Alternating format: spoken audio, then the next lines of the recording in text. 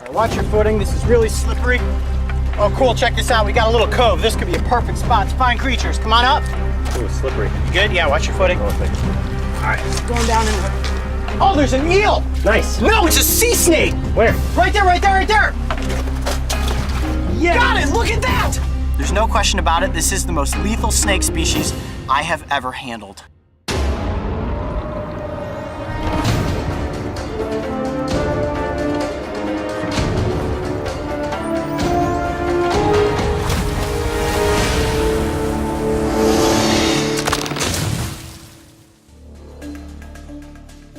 As the tide recedes on the Pacific edge of Costa Rica, our journey beyond the tide begins. Climbing over the washed-up skeletons of trees, my feet hit the water and splashed through the shallow remains of the ocean. My eyes keenly locked into every shadowy pool, and my mind racing with excitement at the thought of the creatures I may stumble upon. You never know what you will find in a tide pool, and that is what makes them a mystery. Today we are exploring Mogo's Beach, located on the Gulf of Dulce on the Osa Peninsula.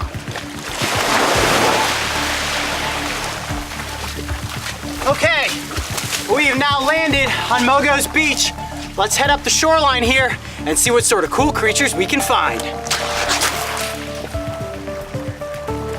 This remote location can only be reached by boat and is very rarely explored by humans. However, we have been given special permission to walk its shoreline where we will search for tide pool residents. Coyote, so you want to tell us what's going on with this net? Yeah, I guess you guys aren't used to seeing me work with a net. That's because in an ocean tide pool, you never know what you're going to come across.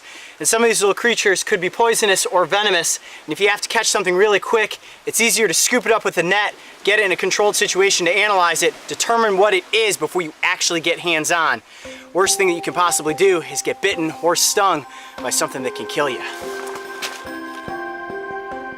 The crystal clear waters were swimming with fish, and the surrounding rocks were crawling with hermit crabs. Right away we were seeing all sorts of creatures, including a baby pufferfish. Look at that, I've just got him cupped in my hand right now, can you see that? Yeah. Look at his little fins going. And one slippery little octopus. That is so creepy feeling. Tide pools are the perfect place to come across small ocean animals that have become stranded when the tide goes out. However, navigating the remaining slippery rocks as a human is rather difficult. Well, this beach sure is making it difficult. This terrain is full of all kinds of these huge rocks. That's what I call an ankle breaker right there. Let's keep moving up this direction and hopefully come across some terrain that's a little bit easier to navigate. As we made our way north along the craggy terrain, we went up and over a large rock formation. This is where we encountered one of the rarest animals you will ever find in a tide pool. Watch your footing, this is really slippery. Oh cool, check this out, we got a little cove. This could be a perfect spot to find creatures. Come on up. Oh, it's slippery. You good? Yeah, watch your footing. Oh, thank you. All right, going down in there. Oh, there's an eel! Where? Right there, right there, right there! I got it! Nice. No, it's a sea snake! Yeah. Got it, look at that! Woo! Dude, oh, you all right? Jeez, yeah, I'm okay, I'm okay. Obviously, it's pretty slippery, but look at that! Whoa. Holy cow! That is a yellow-bellied sea snake. All right, be careful because they are incredibly venomous. Hold on, let me get him out of the net. Oh, careful. Okay, I got him. Nice. Come here, buddy. Wow. Whoa. Okay. Oh, he's trying to bite me. All right, I got him. There we go. Wow, look at that. I see all those little tiny teeth in there. This snake is incredibly venomous, so I need to be as careful as possible. And wow, it feels like a fishing lure. How cool is that? These guys are usually far out at sea. He was just in this little cove here.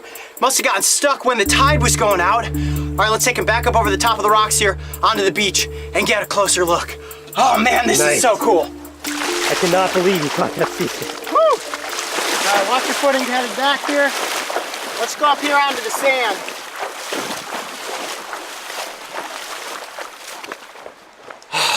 Check this out. That is the yellow phase of the yellow-bellied sea snake. Hold on, I gotta get him out of there. Come here, buddy. Now normally you wouldn't find a snake like this so close to shore. I'm suspecting that because it's low tide right now, he got marooned in that tide pool. Normally you'd find them about 200 to 300 yards out into the ocean. I have never held a sea snake before. This is so cool. Now you'll notice the shape of this snake's body is very flattened. Can you see that? And the tail almost looks like an oar. This allows them to easily move through the water. If I were to just put this snake down on the shore right here, they are not adapted to land. He would kind of just lay there and be like, I'm a dead snake. But out in the ocean, this guy is quick and stealthy. Now they are not aggressive, but I can't take my attention away from my fingers being gently positioned behind its neck here. One bite from this snake, with as far away as we are from civilization, and I would be in some serious trouble. What would happen to you? I could potentially die, depending on how my body reacted.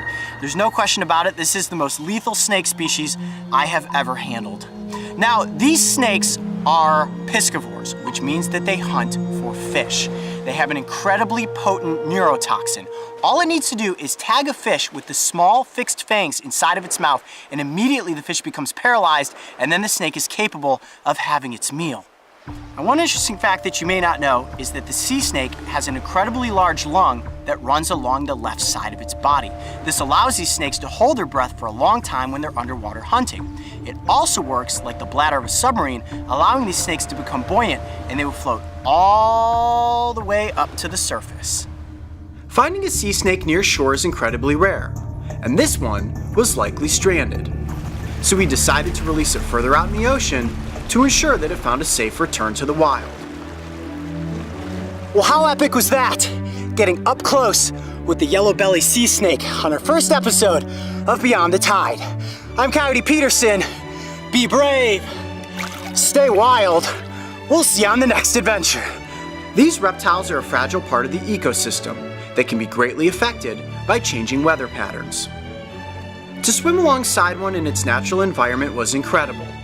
And I hope their species will continue to thrive beneath the ocean's surface so that future animal enthusiasts like myself can appreciate just how beautiful these snakes truly are.